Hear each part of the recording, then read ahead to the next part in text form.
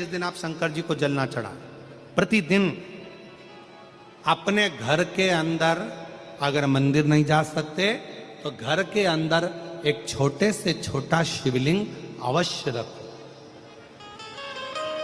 अब कई लोग कहते हैं गुरुजी हमारे यहाँ पर एक शिवलिंग है पहले का और किसी के यहाँ गए थे तो उसने हमको दूसरा शिवलिंग दे दिया, तो रख सकते हैं कि नहीं रख सकते? शिव महापुराण की कथा कहती है घर में एक नहीं 1000 भी अगर शिवलिंग है तो वो कभी दोष नहीं देते, कभी कष्ट नहीं देते, कभी परेशानी नहीं देते।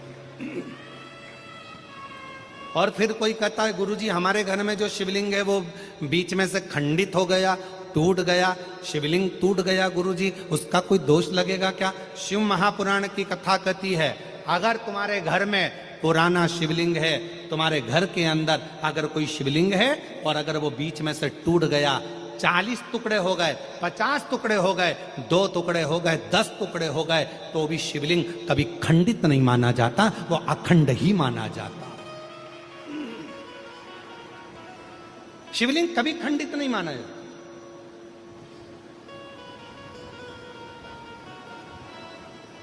सहस्त्रेश्वर हजारों टुकड़े होने पर भी शंकर भगवान का शिवलिंग कभी खंडित नहीं, कभी खंडित। और कितना सुंदर कहा, तुमने पार्थिव लिंग का निर्माण करा। अब पार्थिव लिंग काय का बनाते हो? मिट्टी का बनाते हो, बालू रेत का बनाते हो।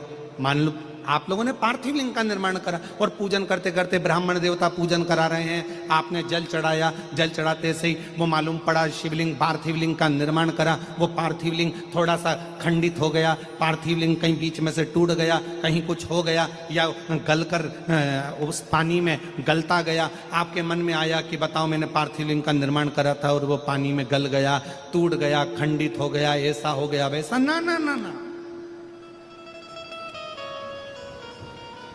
ब्राह्मण देवता पूजन करा रहे हैं, आपने पार्थिव लिंग का निर्माण कराए, पार्थिव लिंग की पूजन चालू कर दी और पूजन चालू करने के बाद में अगर आप उस पर पानी चढ़ा रहे हैं, जल चढ़ा रहे हैं और वो पार्थिव लिंग अगर आपका थोड़ा बहुत भी खंडित हो रहा है, गल रहा है, जल में जा रहा है या उसका रंग जा रहा है या इधर से जहां से जल चढ़ा रहे थे वहां से पूरा धुलते चले जा रहा है, तो ये मत सोचना कि वो खंडित हो गया। नहीं, पार्थिव लिंग का मतलब होता है कि मिट्टी के छोटे छोटे कण, बालू रेत के छोटे छोटे कण एक जगह पर एकत्रित कर लिए और उस पर आपने जल चढ़ाना चालू करा।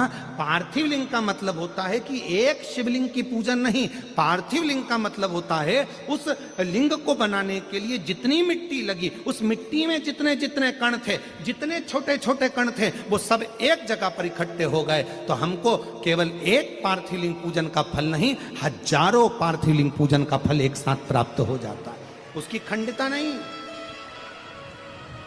वो खंडित नहीं हुआ है, वो टूटा नहीं है, उसमें खंडितता नहीं आई है।